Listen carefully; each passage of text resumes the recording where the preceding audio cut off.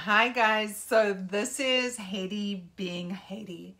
So Marie Scott asked me a little while ago to do some work on the group because she's really busy and she can't do it. So I said, sure, anytime it comes to passing the message about addiction and especially food addiction, that is one of my go-to things because I am a food addict. You know, we judge people by how they look on the outside, because we don't see what is on the inside. So just so you know, I am a food addict. I'm a compulsive overeater. I'm a binger. I'm a purger. I've dealt with anorexia. I've dealt with obesity. Gained and lost over 600 pounds. Had bariatric surgery. And did everything I needed to do to become thin because I spent a lifetime beating the shit out of myself because I didn't look good enough. I didn't fit in. I felt different on the inside. And you know, the thing is, all of a sudden I find myself thin and miserable and really wanting to kill myself. And that's the honest truth. And this was a couple of years ago. And I found that it really has very little to do with the food, but it's got everything to do with the food. So I thought, let me start helping others and being of service and sharing what has worked for me so other people we can share our experience and our strength and our hope, and we can learn from each other. So we don't need to deal with the hopelessness and the despair and the anger and the fear and the stress and the aggravation and the absolute dejection. You know, I used to think that I was morally inept, that I had some kind of moral ineptitude and that there was something wrong with me. Because, you know, for me, it was really a whole lot of other stuff going on as well. You know, someone was saying to me, what is actually addiction? You know, how do I know if I'm really an addict or if I'm just a compulsive overeater, or if I just, you know, how do you live life with food, you know, dealing with the food issue, especially when you need to eat to live? So I thought I would actually start sharing a little bit of these posts so I can give you some tools, because tools is how we deal with stuff and it's how we start getting healthier. So a friend of mine was telling me how she's got this issue with Reese's peanut butter cups, you know, and if she could just stop doing them, then she'd be a lot better, and her weight's never been the same, and her weight is off, and she just can't lose that weight, and it's making her life miserable. And it's making her unmanageable. And it's really not about the Reese's peanut butter cup. For me, the addiction thing is beyond the obsession and the compulsion. Because addiction on the one side is that obsession where our mind just locks in and it keeps going over. I want a Reese's peanut butter cup. Okay, and it keeps going on. We say tomorrow I'm not going to have any. And tomorrow rolls around and it's the only thing that we want and it's the only thing that we'll eat. And for most of the day, we'll be okay until nighttime comes, and then we do that, and then we start beating the crap out of ourselves because the shame and the guilt and everything else starts piling in, and we start feeling dejected, and we start feeling less than, and we start feeling that for me, I'm not good enough. You know, and it's more than just that food. For me, it's also the biggest thing behind it is losing time. And the time, what I mean by that is all those hours and all that time and all those conversations in our head, and how does it come up in other ways? So I'm driving down the road and someone cuts me off in traffic, and all of a sudden and I'm putting fingers and I'm racing in front of them, and how dare they cut me off, and how dare they do this to me?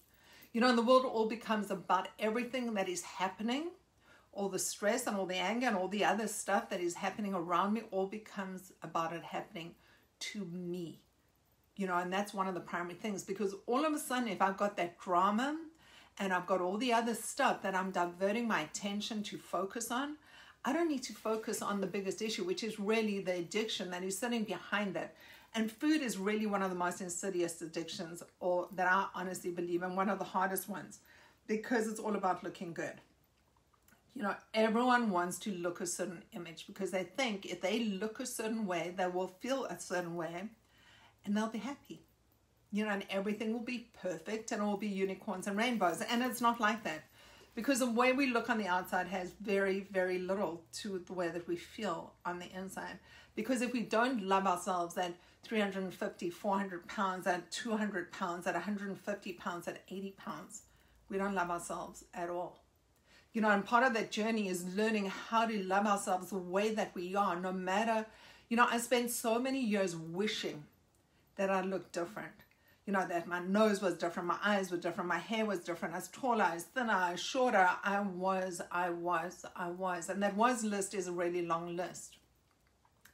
You know, and at the end of the day, I forget about the blessings. And the blessings are, I was born the way that I was born. I look the way I look. Yes, there's certain things that I definitely could do with the help of plastic surgery if I really wanted to. I do have other options, and I could change the way that I looked on the outside, and I did that. So I had bariatric surgery. I changed the way I look on the outside, and on the inside, I'm still sad, and I still don't know what makes me happy. You know, and also on the other side of that is living a life trying to make other people happy. And I come from that place where looking good was more important than feeling good. You know, what would they say if you told them what you really felt? And if you really, really heard me, the chances are you might not like me if you're going to see the real me and the real person that I am. So let's backtrack a little bit to food addiction, because food addiction is something that we poo-poo and we make fun of, and you know, today I'm going to just cheat, and today just a little bit, and just some of this, and everything else is going to be okay. But you know, the thing is, so I'm just seeing faces popping up that I haven't seen for a while, and they're making me smile, and I just love seeing them. So it's just so great that they're popping in. So I would love to also see some feedback when I'm busy talking, because it does also help me address certain things. So let me put this out there. So since 2016, and I can tell you, the 16th of February 2016, I haven't touched rice, potatoes, wheat, or any kind of sweets, which I mean any kind of processed sugars, be it corn syrup or any kind of processed sugars. Chocolate or anything that looks like chocolate is absolutely a no-no for me. And why do I do this? Okay, because I went through years and years and years. I'd lose 100 pounds. I did HCG many times. You want to ask me about diets, I've been on every single one of them. And every single one of them made me totally unmanageable, because I would go, I'd lose the weight, and the first thing I'd do is, well, I deserve to celebrate, and I'd end up hurting myself, because I'd end up putting the same stuff into my body that got me to the point where I was going and chasing these diets. So I spent thousands and thousands and thousands and thousands and thousands and thousands of dollars on stuff that ended up making me feel miserable. So I'd feel good for this amount of time, and then I'd feel really bad for a really long period of time, because I've got this little shit contraption that determines how I feel every single day.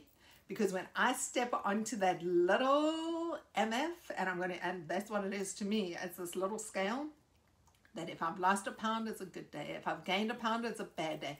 And that determined the type of day that I was about to have. And all of a sudden, something else happened. So all of a sudden, my addiction took me down a road where all of a sudden my colon perforates, land up with a colostomy bag for 3 months. And that is a direct result of binging and purging and eating the way that I did, because I would starve myself and then overeat, or I would do all crazy kinds of things. Talk about messed up, lack of respect for myself. And I say respect because, you know, being gifted what we've been gifted, toes, fingers, hands that work, eyes that see, mouths that speak, those are all gifts. And I couldn't see the gifts because all I could see were the problems. You know, I couldn't see the gifts because all I could see were the resentments. And then on the back end of those resentments were those things of, if you only listened to what I said and did what I did, I'd be happy. You know, my life was so codependent and stuck on other people that what they did determined what was happening to me. Today, my life's very, very different. You know, when I come from a place of love and empathy and compassion, and it's not spending so much time about the stuff I'm putting in my body, and so much time watching what other people are doing, and so much time worrying about stuff that I can't control. where all of a sudden I'm able to take responsibility for me and my actions. So when I lose my shit, and I do curse occasionally and I do apologize, but it is part of who I am. So if you don't like it, block your ears, but it does come out. So when I'm in a space and I'm busy doing something and I'm 100% focused and someone comes and interrupts me and I go, stop it or leave me alone, because that's what the kids were doing when I had kids, and I was mean and nasty, and I can see that now. I don't want to be mean and nasty, and I said sorry so many times that sorry started having no meaning, because sorry became the excuse. You know, sorry, when it's not followed by a shift or a change in my behaviors or my practices, is just another word. And the person that started getting hurt the most in the back end of it was me. Because I spent a lot of time being sorry, and then I'd go, why did you do that? Or if only they just did this, then I wouldn't have had to do that. And it really isn't about them. It really is about me. So stepping back into the insanity of this food addiction thing. So we put so much value onto numbers. If I am this weight and it's my perfect weight, I'll be perfectly happy. Because doesn't that stand to reason? Okay, that's the way it should be, okay?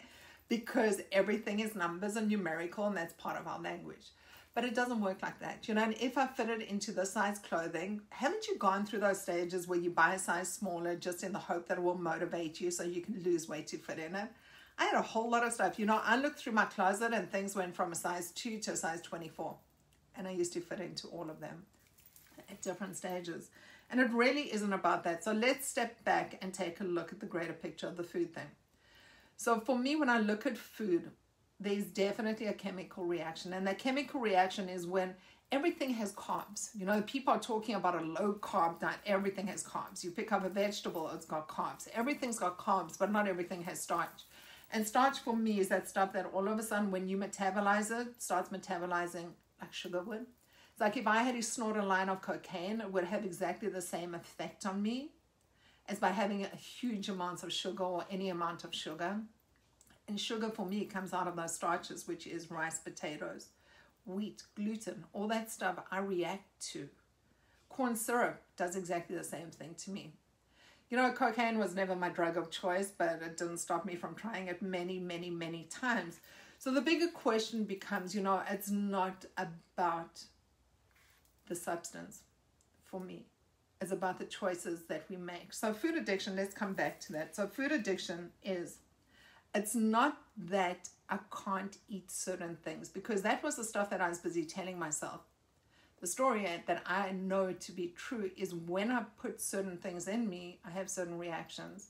And those reactions took me to the place of being 270 pounds. It took me to those places of gaining and losing over 600 pounds. It took me to those places of not going to friends' weddings and not showing up for places because I wasn't pretty enough. I couldn't look at myself in the mirror and I didn't fit in.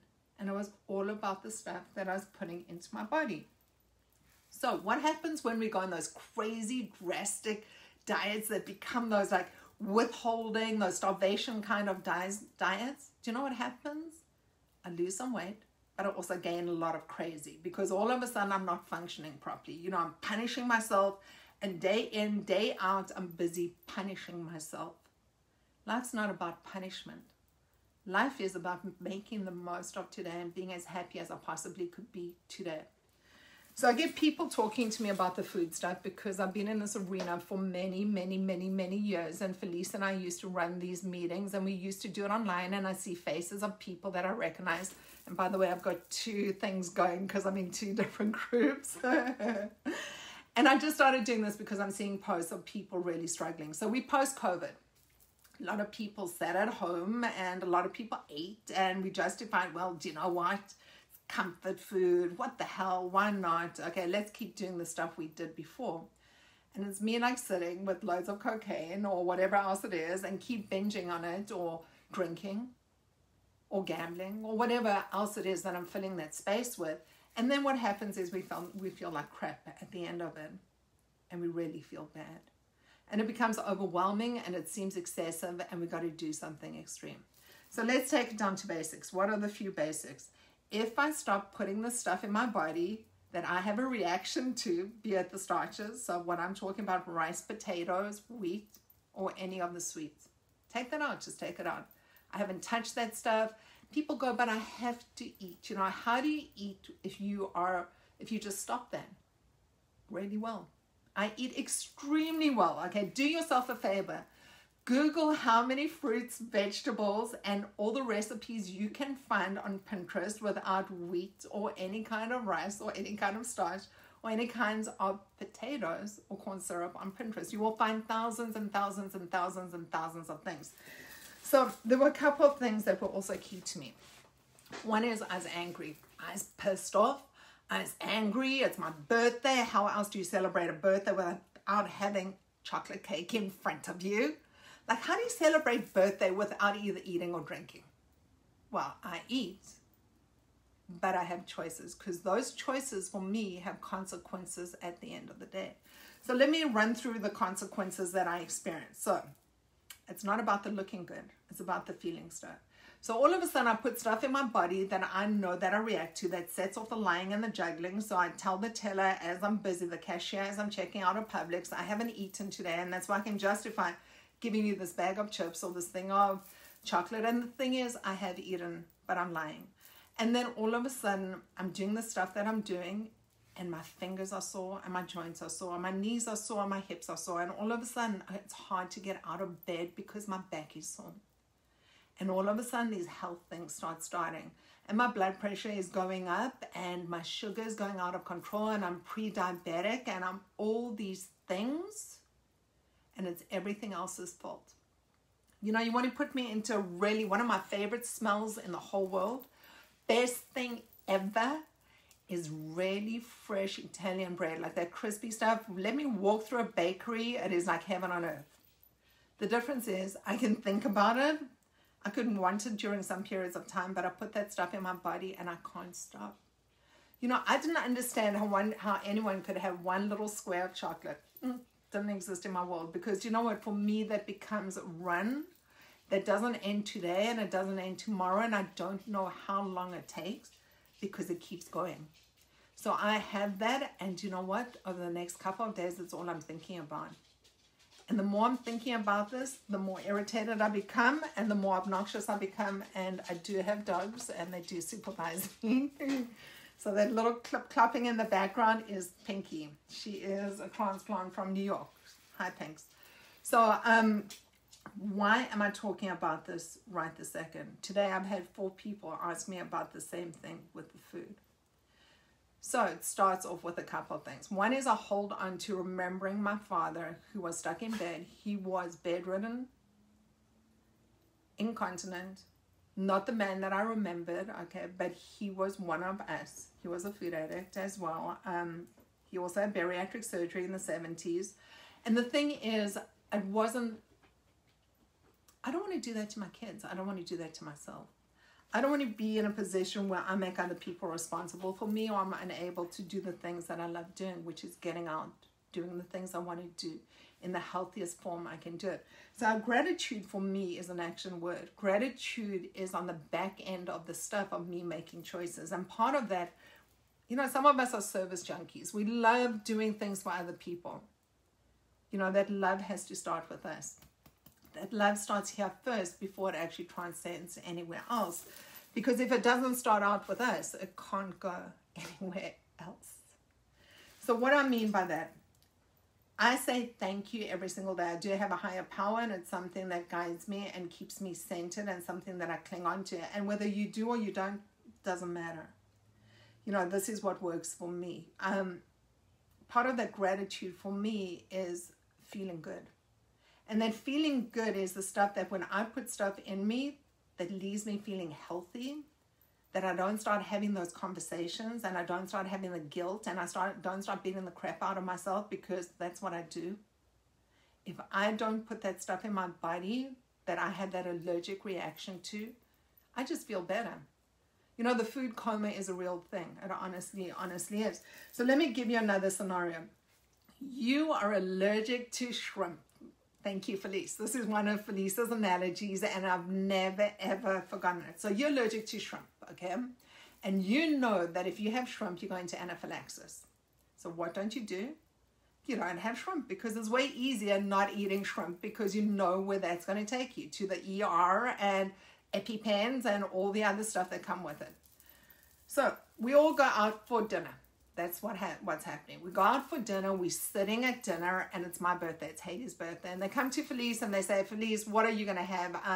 She's getting a shot of tequila. What do you want? Do you want tequila, white wine? Felice goes, I'm in recovery. They go, how long have you got? She goes, I've got 4 years. Everyone goes, wow, that is awesome. She goes, I'll just have a club soda. Perfect. We eat dinner. It comes to that time in the at the end of the dinner. It's my birthday. Remember, it's a day of celebration. My friends are all there. And they go, let's have dessert. You know, it's Heidi's birthday. Let's celebrate Heidi's birthday. And what happens is you're getting the chocolate cake, you're getting the flan, because you know what, I live in Florida, and you're getting key lime pie and whatever. And you know what we'll do is we're all going to sit and we're going to share it. And Heidi, what do you want? And I go, I'm on that 4-letter word. I'm on a diet. And they go, Heidi, but it's your birthday. It's your birthday. Just one bite. Okay. And that one bite for me is a bite to the highway to hell, because I know exactly where it takes me. And you know what happens? People don't treat it in the same way that they treat other kinds of addictions. You know, drug addicts, if someone has got a drug addiction, people treat you in a slightly different way. You're a food addict, people think it's a funny thing. Funny, ha, not that serious, okay? But the thing is, it is probably one of the deadliest, you know, in terms of killing people slowly, and really the agonizing death of it is incomprehensible. You know, when you live with that, and you live with that for most of your life, it's a really tough thing to live with, because it doesn't sound that serious until you start looking at your numbers. You know, so the thing is, it's not about the slice of cake or the piece of cake. It's about the way that we feel afterwards. And it's about the consequences that happen afterwards. And it's about those conversations and our behavior. So what happens when you take that out of the equation? How do you start living life? What do you put in to replace it? So did you know about 70% of people who have bariatric surgery either become alcoholics or drug addicts at the end of it? Why? Because they're still addicts. You know, bariatric surgery for food addicts is just going to rehab. That's what we do. You know, the softer, easier way. And it's not easier. It's really tough. It's a really, really tough way of life, because it doesn't have that much support. You know, so I'm going to just say a couple of things, because I love talking and I can keep talking. So for anyone who's struggling, and I mean this from the bottom of my heart, just reach out. Message me, send me a message.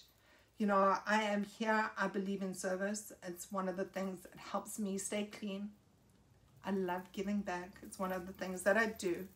You're not alone. You do not have some kind of moral ineptitude. We are sick. It's a different kind of disease. It's one of the toughest diseases to explain to people. But it is a disease. Addiction is real. Food addiction is real. You know, there's a difference between overeating and compulsive overeating and addiction. Overeating, so just to explain it to you, is if your doctor says to you, Heidi, you know, if you cut this out of your diet and you just change this and change this, you're going to be healthier, you're going to feel better, and things will be okay. And I'm able to do it, then I'm just an overeater. You know, the difference with addiction and overeating is addiction has that compulsion and that obsession and that time traveling component. You know, that time traveling, like, this is all I'm thinking about right now. And if it's not just this, I'm obsessing about the other stuff that's leading me back to the same place, that I'll end up picking this up and justify doing what I was doing. And it was your fault. So if no one told you today that they loved you, I love you. And Marie Scott, thank you for asking me to do this and to take over this group. And I'll do it with pleasure. And I think what we're going to start doing is we're going to start doing these weekly broadcasts again, because we stopped. Send me some questions, some things you'd like to know, some answers you'd like, and I'll bring some other people in to come speak as well. So all I want to say is have the most beautiful week, and just go easy on yourself. Love you. Don't pick up no matter what, and just see you next week. Take care. Peace out, everyone.